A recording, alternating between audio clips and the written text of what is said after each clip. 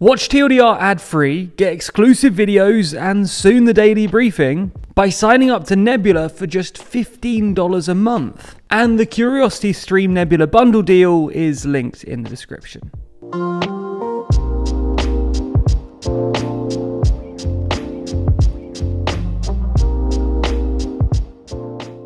Over the last week or so, various Ukrainian officials, including President Zelensky, have accused Hungary of being insufficiently supportive of Ukraine. Last week, Ukraine's Deputy Prime Minister said that Hungary was treating Ukraine worse than some Russian satellite states, and implied that Hungary might use the war as an opportunity to annex Transcarpathia, a region of Ukraine that was formerly part of the Hungarian side of the Austro-Hungarian Empire. At his speech at the EU Council Summit on Friday, Zelensky addressed Orban personally and admonished him for resisting energy sanctions on Russia and refusing to let NATO's arms shipments pass through the country. Zelensky's speech seemed to have had some effect though, because on Saturday, the day after the speech, an arms shipment from Turkey to the Ukrainian-Polish border went through Hungarian airspace, and Hungary has since reaffirmed its support for Ukraine's accession into the EU. But Hungary does still oppose energy sanctions on Russia, a NATO-enforced no-fly zone, and any EU peacekeeping mission. And,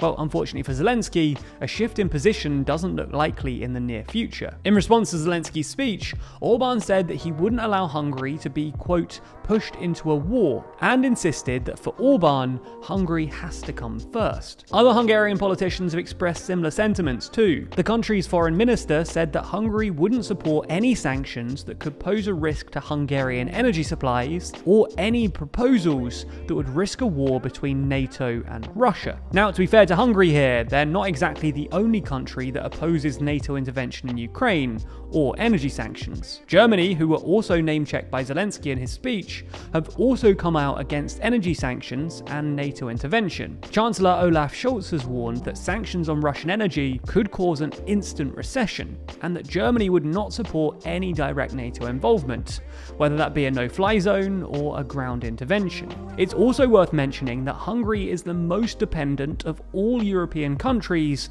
on Russian natural gas as a percentage of their total energy mix, which almost certainly comes into play here. Nonetheless, Hungary has come under particular scrutiny recently due to its uniquely dovish positioning amongst Ukraine's neighbours. Poland, for example, has come out in favour of both a no-fly zone and energy sanctions, and the vast majority of NATO shipments have transitioned through Poland. The Baltic states are similarly hawkish, and even Slovakia recently agreed to send a Soviet-era air defence system to Ukraine. This is probably just a reflection of the Hungarian public's attitude towards Ukraine though.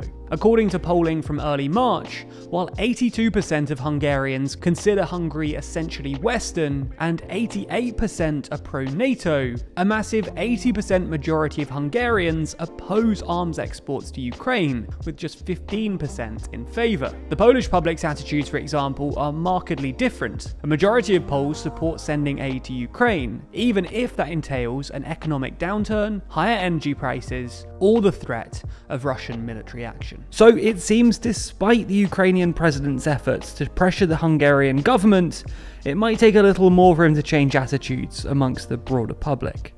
If that's not enough TLDR for you, then you should check out Nebula. Nebula is the streaming service my creator friends and I teamed up to build, where you can watch all of TLDR's videos ad-free and get a bunch of exclusive content which will never make it to YouTube. Also, next week we're bringing back our show The Daily Briefing, and while the abridged version will be available on YouTube, the full briefing will only be on Nebula. And it's not just us either.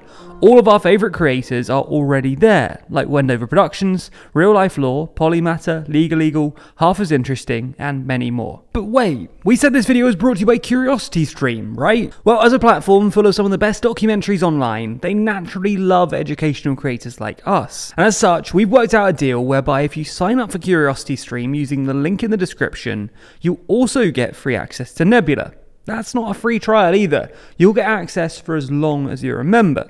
And to make things even better, for a limited time they're offering a deal where you can get 26% off their already low price, making an entire year of both services less than $15.